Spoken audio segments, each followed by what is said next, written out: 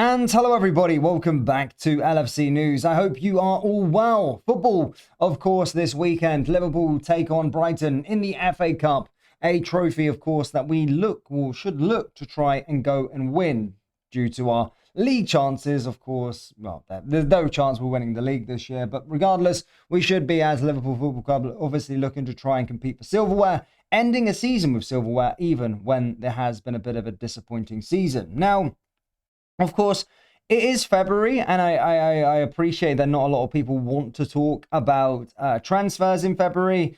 However, when it is coming from reputable sources, one of those sources being Arne Slot himself, then I feel that we should discuss these transfer stories. One is with regard to an outgoing, and one is with regard to an incoming. So let's go through both of these stories, guys. But first, please do hit the like button and hit the subscribe button for more. So first things first, guys, Arne Slot came out and spoke about Curtis Jones. Now, there was a lot of interest, apparently, in Curtis Jones. There was also a lot of talks that he could potentially be ending his stay at Liverpool in January. However, Arne Slot said it's perfectly normal that Curtis Jones is in the interest of big clubs like us, trying to extend him and clubs wanting to sign him. He will be a part of our plans for upcoming weeks, months, and also for next season. So Arne Slot, of course, looking to squash any rumours of that Curtis Jones could ever leave. Of course, there was a lot that came through in January. But yeah, I suppose that's put it to bed for now. Of course, money does talk, and if a valuation of a player is going to be met, then of course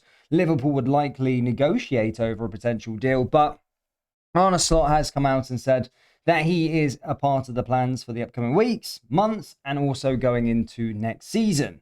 Now, we've got a bit of interest here as well. Now, this is an interesting story because we've seen this story play out quite a lot over the last 2.5 years. And that's with regard to Liverpool trying to sign younger players. And what we're seeing here is that Liverpool are among the clubs to hold interest in Wolves attacking midfielder Mateus, with the 18-year-old looking likely to leave Molineux upon their relegation. Now, this is Anfield understands.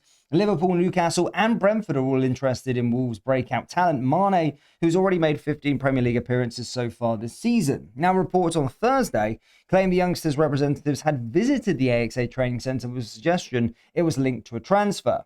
However, Mane is signed to the Enhanced Sports Group, whose small client base already includes Liverpool youngsters Welity Lurky, Unaga, and formerly Kieran Morrison. Nevertheless, this is Anfield reporting that Liverpool are tracking Mane and an approach is possible ahead of the summer transfer window. Now, he, of course, will likely cost around 250, well, a bit more than that, £50 million. His market value is £250,000 due to his contract expiring in 2029.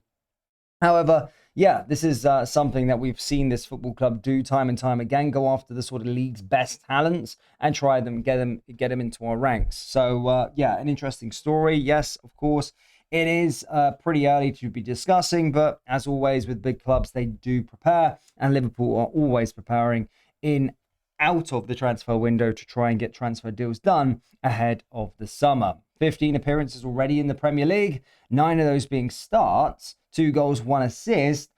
This is an exciting young talent. In other news, Liverpool have been urged to reconsider the structure of Harvey Elliott's loan agreement with Aston Villa, amid growing concern that the current terms are limiting the midfielder's opportunities and potentially stalling his development. The 22-year-old joined Aston Villa from Liverpool on a season-long loan at the end of the summer transfer window, having struggled to secure regular minutes at Anfield. As part of the deal, an obligation to buy clause was inserted, requiring Villa to pay £35 million if Harvey Elliott reaches 10 appearances across all competitions this season. So far, Elliott has featured 7 times since arriving at Villa Park, showing flashes of his technical quality and attacking intelligence. However, he's been absent from the last 2 matchday squads, with the Midlands club reportedly wary of triggering the purchase clause before a clearer long-term decision is made. This situation has prompted fresh debate about whether the agreement, as it stands, truly serves the interest of the player. Speaking recently, Villa manager Unai Emery admitted that ongoing negotiations between the two clubs have been taking place for several months, but no breakthrough has yet been achieved. He also suggested that the current setup is damaging for Elliott as it restricts his chances to gain consistent match experience. Former Villa, Everton and Aberdeen chief executive Keith Wyness believes a compromise is both necessary and achievable. He argues that extending the appearance threshold would allow Elliott to play more freely while protecting the interests of both clubs. "Well, I think it's both clubs," Wyness said. "They have really got to be sensible, look at the kid and his own future. They've got to do what's best for him to a degree. This is one case where I actually do feel a little bit sorry for the player. He thought he was going to make the move, get his 10 appearances, and that he'd play a bigger role than that with Villa." According to Wines, increasing the number of required games before the clause is activated would ease the current tension surrounding Elliott's selection and encourage Villa to use him more regularly. "I think it would be fair to put him up to 15 or 20 appearances," he explained. "Then I think from Liverpool's point of view that if he's doing well, it will increase his value in the summer for other clubs that could come in. But I think there could be a deal done, and I think we should be able to get there. Both clubs have got an interest in getting this done, so they have just got to work it out and go on from there." From Liverpool's perspective, the situation is delicate. The club remains keen to see Elliott regain momentum after a frustrating spell on the fringes of the first team. A productive loan spell could either pave the way for his reintegration into Arne Slot's plans or strengthen his market value ahead of the summer window. For Villa, meanwhile, balancing short-term competitiveness with long-term financial planning has become increasingly complex. While Elliott offers creativity and depth in attacking midfield areas, committing £35 million without sustained evidence of his impact represents a significant risk. Elliott's most recent outing came as a late substitute in a narrow 1-0 defeat against Brentford earlier this month.